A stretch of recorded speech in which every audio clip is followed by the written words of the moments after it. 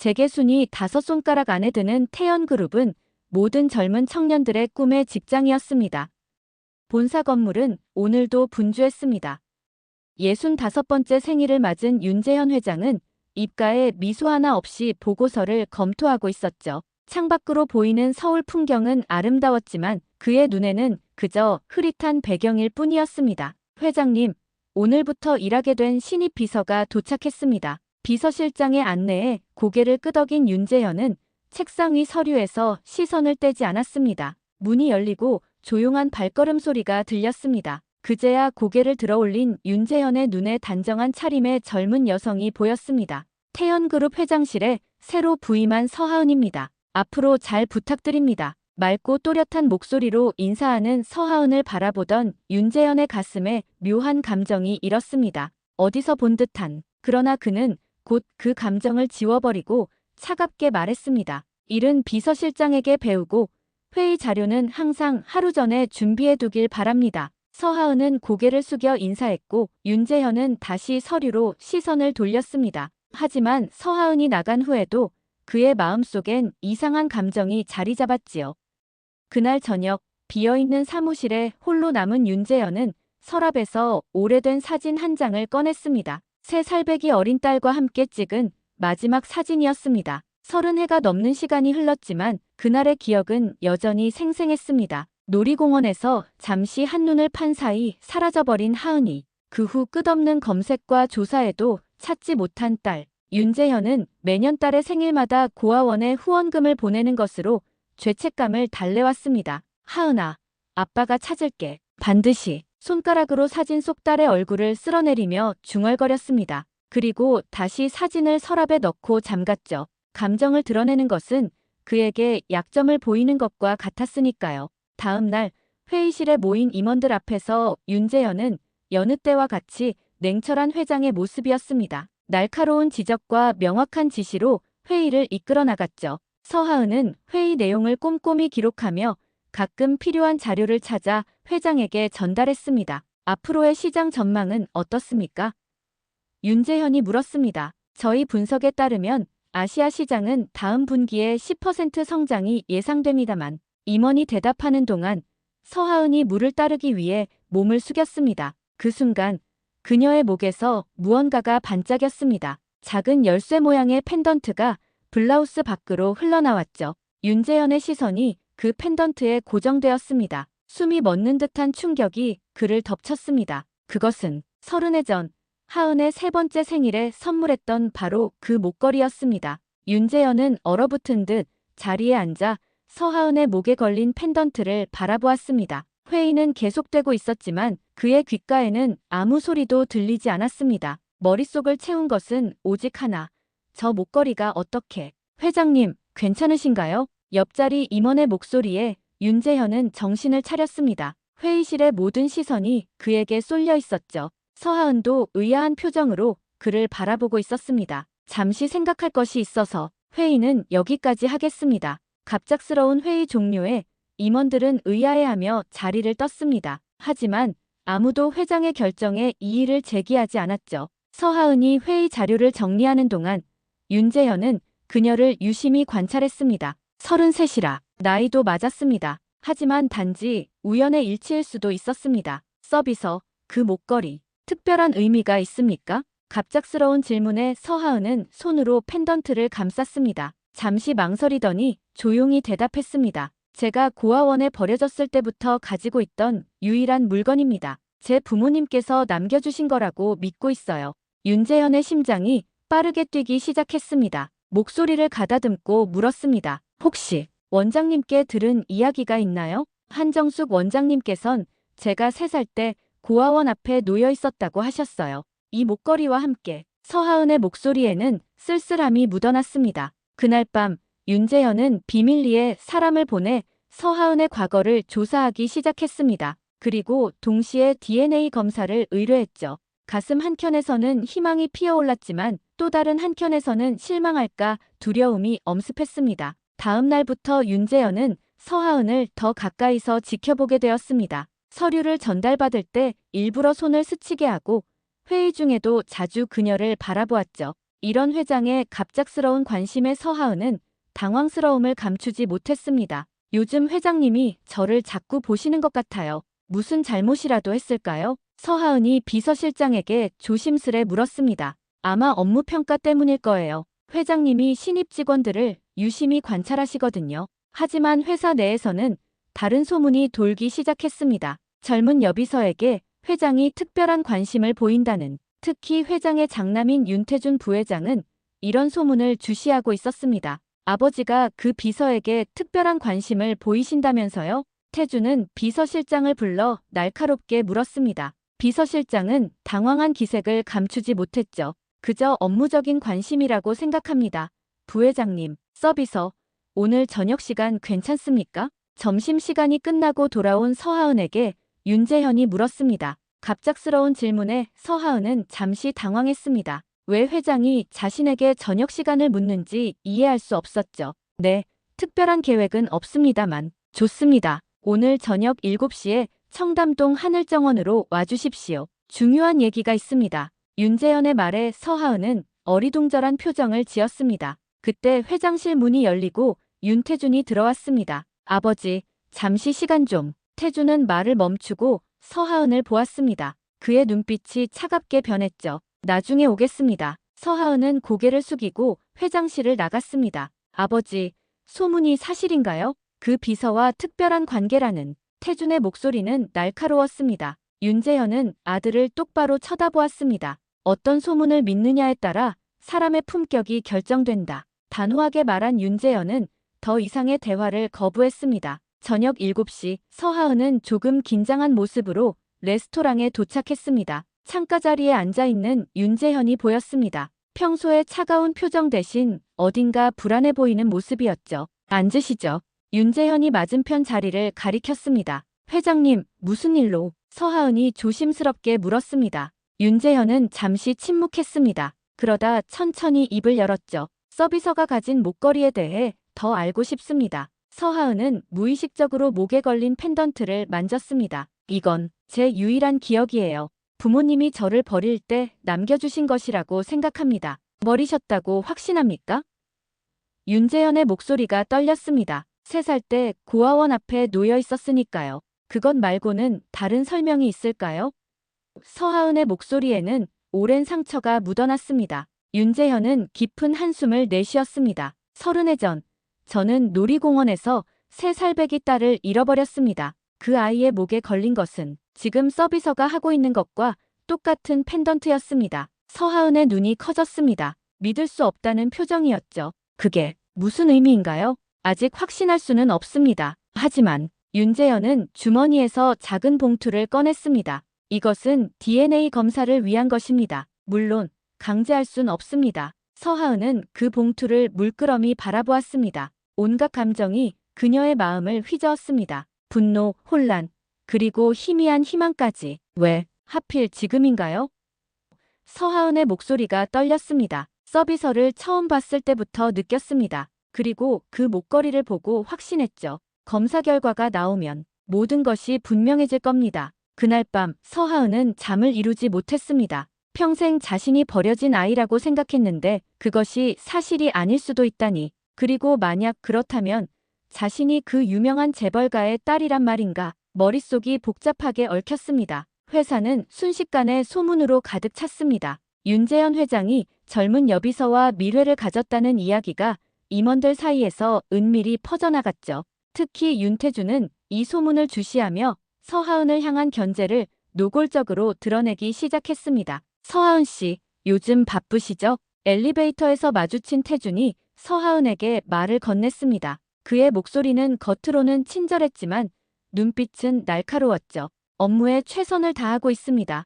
부회장님, 서하은은 담담하게 대답했습니다. 우리 아버지는 까다로운 분이십니다. 비서에게 많은 것을 요구하시죠. 때로는 업무 외적인 것도. 태준의 말에 숨겨진 의미를 서하은은 놓치지 않았습니다. 저는 오직 비서로서의 업무만 수행하고 있습니다. 태준은 비웃음을 감추지 않았습니다. 그렇다면 좋겠네요. 아버지 곁에 오래 남아있던 사람들은 별로 없었거든요. 그날 오후 서하은은 차가운 시선들을 느끼며 회사 복도를 걸었습니다. 동료들의 수군거림과 갑자기 멈추는 대화들, 모든 것이 그녀를 향해 있는 듯했죠. 마음이 불편했지만 서하은은 묵묵히 자신의 업무에 집중했습니다. 한편 윤재현은 DNA 검사 결과를 기다리며 초조한 나날을 보내고 있었습니다. 30해 만에 찾을지도 모를 딸, 그 생각만으로도 가슴이 벅찼습니다. 회장님, 오늘 저녁 일정을 확인해 주세요. 서하은이 문서를 들고 들어왔습니다.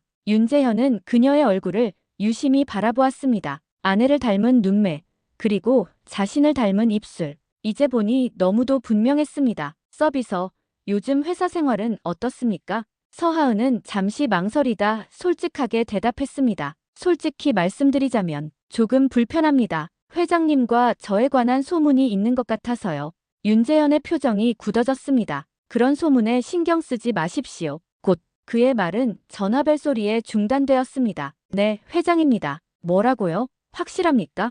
알겠습니다. 윤재현의 얼굴에 충격의 빛이 스쳤습니다. 전화를 내려놓은 그는 창밖을 바라보며 깊은 생각에 잠겼습니다. 괜찮으신가요? 서하은이 조심스럽게 물었습니다. 아, 네. 오늘 일정은 전부 취소해 주십시오.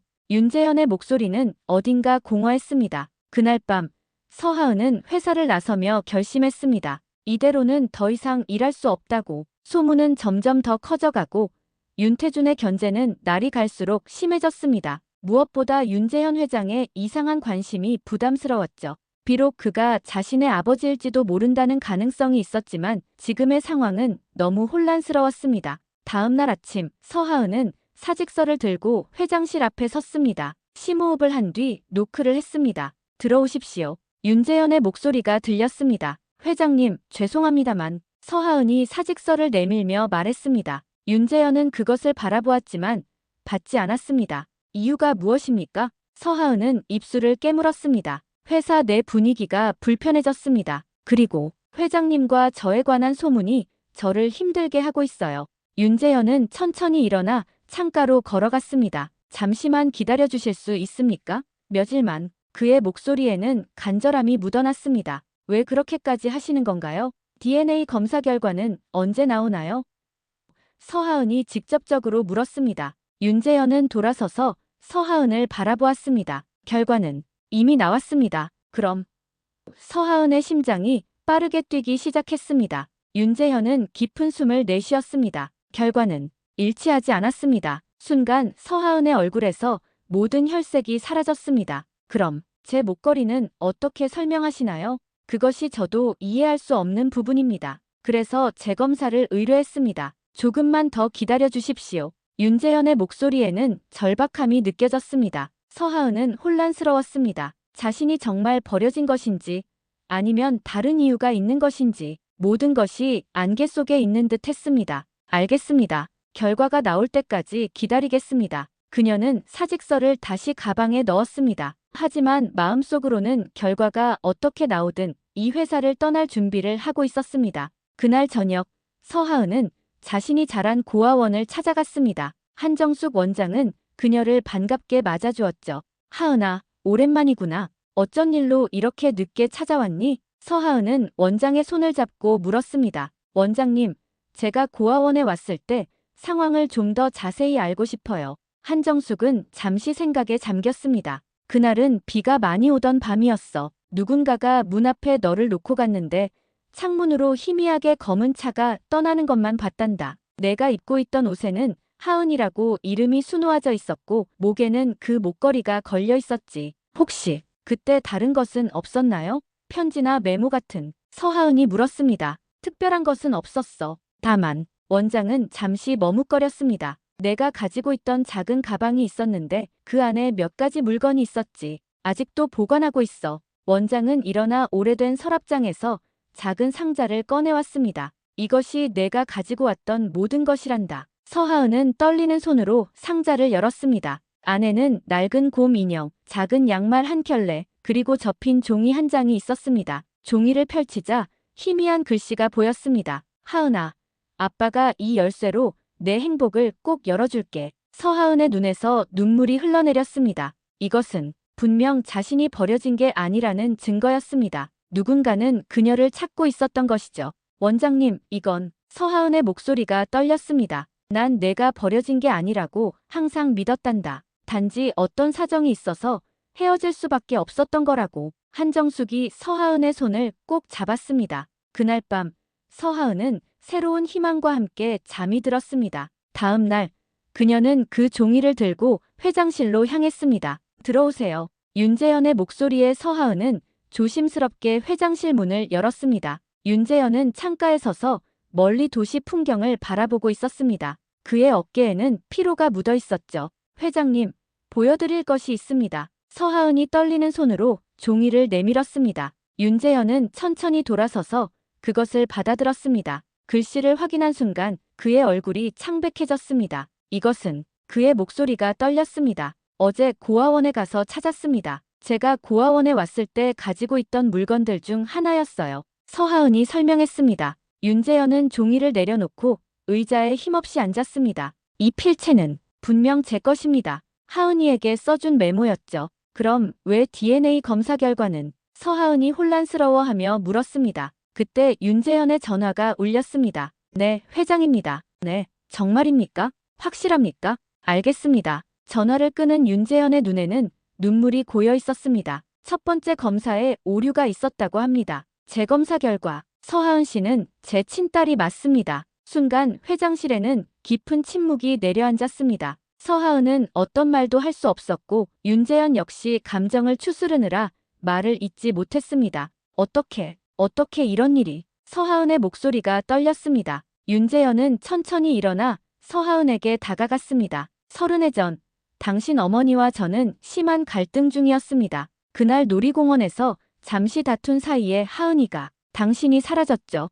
경찰, 탐정, 모든 방법을 동원했지만 찾을 수 없었습니다. 윤재현은 중얼거리듯 이어갔습니다. 놀이공원 잃어버린 사람 센터에서 딸을 기다리는 동안 누군가 하은이를 찾았다며 전화를 했죠. 그런데 막상 도착했을 땐 하은이가 아니었습니다. 그때부터 당신 어머니는 저를 원망했고 결국 우리는 이혼했습니다. 서하은의 눈에서는 눈물이 흘러내렸습니다. 그녀의 온몸이 가늘게 떨리고 있었습니다. 그럼 제가 납치된 건가요? 윤재현은 고개를 끄덕였습니다. 경찰 조사 결과 그것이 가장 유력했습니다. 아마도 누군가가 당신을 데려가 다시 돌려줄 생각이었을 텐데 무슨 일이 있었는지는 알 수 없었습니다. 서하은은 자신의 목에 걸린 펜던트를 만졌습니다. 온갖 감정이 그녀를 덮쳤죠. 30해 동안 자신이 버려졌다고 생각했는데 알고 보니 그건 오해였습니다. 누군가는 그녀를 찾기 위해 평생을 바쳤던 것이죠.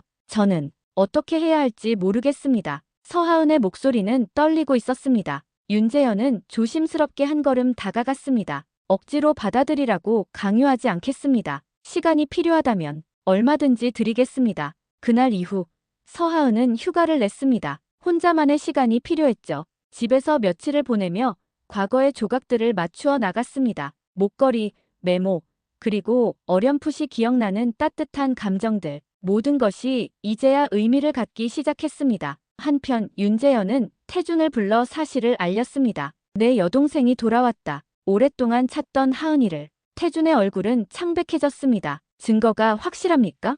DNA 검사 결과와 그녀가 가진 물건들 모두 확실해. 윤재현의 목소리는 단호했습니다. 태준은 침묵했습니다. 그의 머릿속은 복잡했습니다. 자신의 입지가 흔들릴지도 모른다는 불안감과 동시에 잃어버렸던 여동생을 찾았다는 사실에 대한 묘한 감정이 교차했죠. 일주일 후 서하은은 결심을 하고 윤재현을 찾아갔습니다. 그녀는 작은 상자를 들고 있었습니다. 회장님, 아니 아버지. 처음으로 그를 아버지라 부르는 서하은의 목소리가 떨렸습니다. 하은아. 윤재현의 눈에 눈물이 고였습니다. 30해 만에 딸의 입에서 아버지라는 말을 들은 것은 그에게 너무나 큰 감동이었습니다. 서하은은 떨리는 손으로 작은 상자를 내밀었습니다. 이걸 보여드리고 싶어요.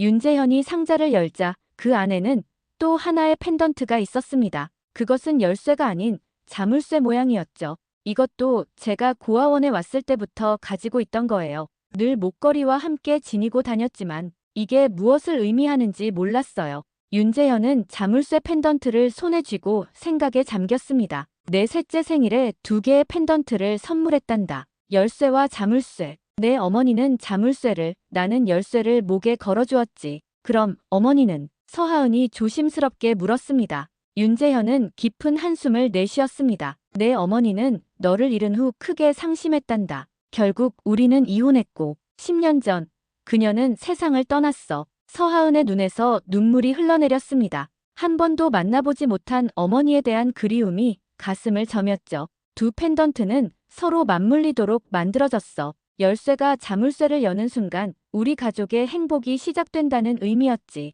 윤재현의 목소리가 떨렸습니다. 서하은은 자신의 목에 걸린 열쇠 펜던트를 만지작거렸습니다. 그리고 윤재현이 들고 있는 자물쇠 펜던트를 바라보았죠. 한번 맞춰볼까요? 서하은이 조용히 제안했습니다. 두 사람은 떨리는 손으로 두 펜던트를 가까이 가져갔습니다. 열쇠가 자물쇠에 천천히 들어가고 부드럽게 돌아가자 딸깍 소리와 함께 자물쇠가 열렸습니다. 그리고 놀랍게도 자물쇠가 열리며 그 안에서 작은 사진 조각이 나왔습니다. 이것은 윤재현이 놀라며 말했습니다. 서하은이 사진을 펼쳐보니 그것은 그녀가 3살 때 가족과 함께 찍은 사진이었습니다. 행복하게 웃고 있는 어린 하은과 부모의 모습이 담겨 있었죠. 사진 뒷면에는 작은 글씨로 이렇게 적혀 있었습니다. 하은아, 언젠가 이 사진을 다시 보게 되는 날엔 내 옆에 꼭 아빠가 있었으면 좋겠구나. 널 사랑하는 아빠가. 두 사람의 눈에서 동시에 눈물이 흘러내렸습니다. 그것은 슬픔의 눈물이자 새로운 시작에 대한 기쁨의 눈물이었죠. 하은아, 나를 용서해 줄 수 있겠니? 그날 널 잃어버린 것은 내 실수였어. 윤재현의 목소리가 떨렸습니다. 서하은은 고개를 저었습니다. 아버지의 잘못이 아니었어요. 누군가 저를 데려갔던 거니까요. 그래도 아빠로서 너를 지키지 못했단다. 윤재현의 어깨가 떨렸습니다. 서하은은 조심스럽게 다가가 윤재현을 안았습니다. 처음으로 느껴보는 아버지의 품은 낯설면서도 이상하게 편안했습니다. 마치 오랫동안 그리워했던 곳으로 돌아온 것 같은 느낌이었죠. 이제부터라도 함께할 수 있으니까요. 서하은이 속삭였습니다. 다음 날 윤재현은 전체 임원 회의를 소집했습니다. 긴장된 분위기 속에서 그는 중요한 발표를 했습니다. 오늘 여러분께 소개할 사람이 있습니다. 30해 전 실종되었던 제 딸 윤하은입니다. 회의실에는 놀라움의 탄성이 흘렀습니다. 태준의 얼굴은 굳어졌지만 그도 이 상황을 받아들일 수밖에 없었습니다. DNA 검사 결과는 명백했으니까요. 앞으로 하은이는 우리 가족의 일원으로 그리고 태연그룹의 일원으로 함께할 것입니다. 윤재현의 목소리에는 확신이 담겨 있었습니다. 서하은, 이제는 윤하은으로서 새로운 삶을 시작하게 되었습니다. 1년 후 태연그룹은 대규모 자선 행사를 개최했습니다. 장소는 하은이 자랐던 고아원이었죠. 윤재현은 직접 행사를 총괄하며 고아원 아이들을 위한 다양한 프로그램을 준비했습니다. 회장님, 이쪽으로 오시겠습니까? 행사 진행자가 윤재현에게 안내했습니다. 윤재현은 고개를 저었습니다. 오늘은 회장이 아닌 그저 봉사자로 왔습니다. 그는 소매를 걷어붙이고 아이들과 함께 음식을 나누어주고 놀이를 함께하며 즐거운 시간을 보냈습니다. 이전에 차갑고 엄격했던 모습은 온데간데 없이 사라졌죠. 한편 하은은 아이들에게 책을 읽어주고 있었습니다. 그녀의 얼굴에는 따뜻한 미소가 번져 있었습니다. 잃어버렸던 가족을 찾은 후 하은은 더 많은 사랑을 나누고 싶다는 마음으로 고아원 아이들을 위한 교육 프로그램을 시작했죠. 하은아, 잠시 이야기 좀 할까? 태준이 하은에게 다가왔습니다. 처음에는 하은을 경계하던 그도 시간이 지나며 조금씩 마음을 열기 시작했습니다. 특히 하은이 회사의 지위나 재산에 욕심을 보이지 않는 모습에 태준은 점차 신뢰를 쌓아갔죠. 물론이죠, 오빠. 하은이 미소 지었습니다. 아버지가 많이 달라지셨어요. 너가 돌아온 후로. 태준이 말했습니다. 하은은 멀리서 아이들과 즐겁게 놀고 있는 아버지를 바라보았습니다. 아버지는 늘 그런 분이셨던 것 같아요. 단지 상처가 그것을 가리고 있었을 뿐이죠. 행사가 진행되는 동안 하은은 문득 아버지의 모습이 보이지 않는 것을 깨달았습니다.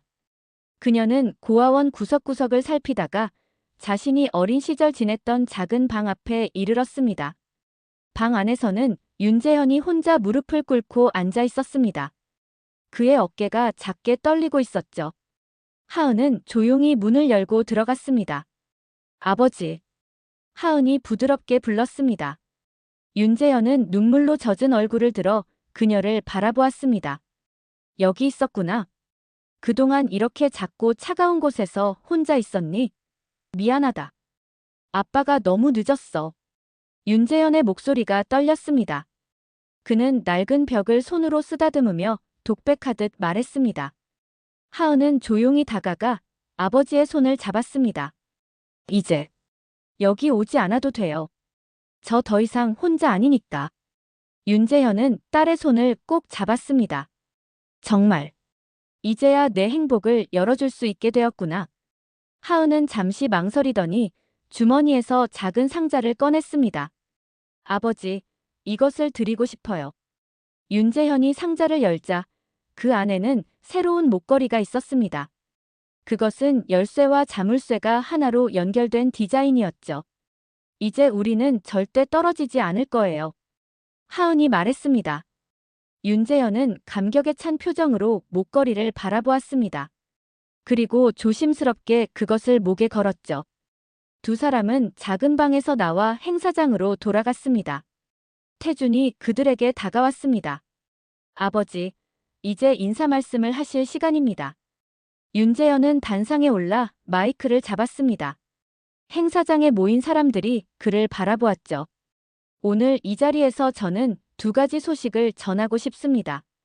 첫째, 태연그룹은 앞으로 전국의 모든 고아원의 교육과 자립을 위한 기금을 지원할 것입니다. 둘째, 윤재현은 잠시 말을 멈추고 하은과 태준을 바라보았습니다. 내년부터 저는 회장직에서 물러나 제 아들 태준이 그룹을 이끌어갈 것입니다. 그리고 제 딸 하은은 태연그룹 복지재단을 맡아 더 많은 이들에게 희망을 전할 것입니다. 태준과 하은은 놀란 표정으로 서로를 바라보았습니다.